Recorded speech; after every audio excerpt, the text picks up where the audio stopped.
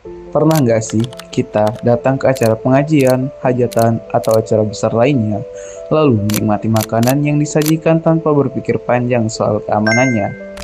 Nah, di balik kebiasaan yang sepele itu, ternyata bisa tersembunyi resiko serius bagi kesehatan. Pada Februari 2024, terjadi kejadian luar biasa atau KLB keracunan makanan di Desa Kacipit, Desa Wulung Sari, Kabupaten Wonosobo. 58 anggota pengajian, 44 diantara mengalami gangguan kesehatan keracunan makanan akibat makanan dan minuman yang mereka konsumsi pada acara tersebut. Lalu, apa sih penyebab terjadinya keracunan secara massal ini? Jadi, penyebab terjadinya keracunan secara massal ini diakibatkan adanya kontaminasi bakteri Salmonella, yang dimana bakteri ini tuh sering menjadi penyebab terjadinya gangguan pencernaan dan juga penyakit diare lainnya.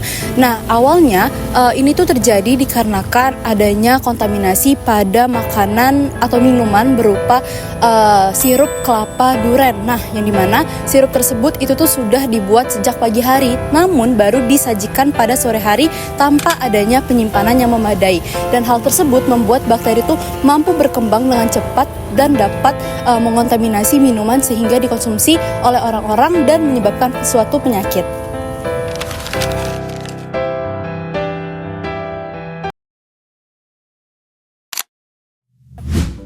Nah, hampir tindakan dari kejadian ini cukup serius karena banyaknya masyarakat yang mengalami gangguan kesehatan. Dari 58 peserta, sebanyak 44 orang dilaporkan mengalami keracunan makan. Ini terjadi secara singkat dan banyak korban yang mengalaminya sehingga dapat dikatakan sebagai KLB atau kejadian luar biasa keracunan pangan. Nah, kondisi ini memerlukan pelayanan kesehatan dan juga fasilitas kesehatan setempat. Kondisi ini juga dikhawatirkan menimbulkan kekhawatiran di tengah masyarakat karena kegiatan ini terjadi secara singkat dan cepat.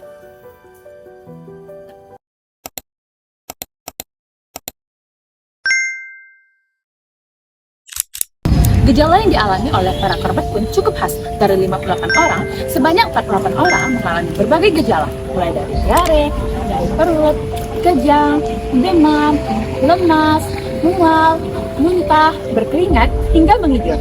Sedangkan 14 orang lainnya tidak mengalami gejala apapun.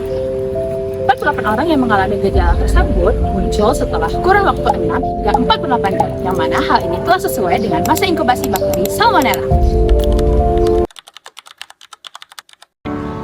Cara pencegahan yang dapat dilakukan yaitu dengan menerapkan hygiene dan sanitasi, di mana jangan biarkan makanan terlalu lama terbuka di dalam suhu ruang, serta gunakan lemari es untuk menyimpan bahan yang mudah rusak.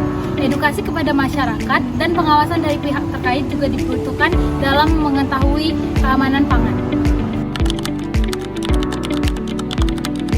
Jika kejadian sudah lanjut terjadi, maka penanganan cepat menjadi kunci. Mulai dari penanganan medis bagi penderita, investigasi epidemiologi, pelaporan dan pencatatan, serta koordinasi antar kesehatan agar penyebaran mudah dikendalikan.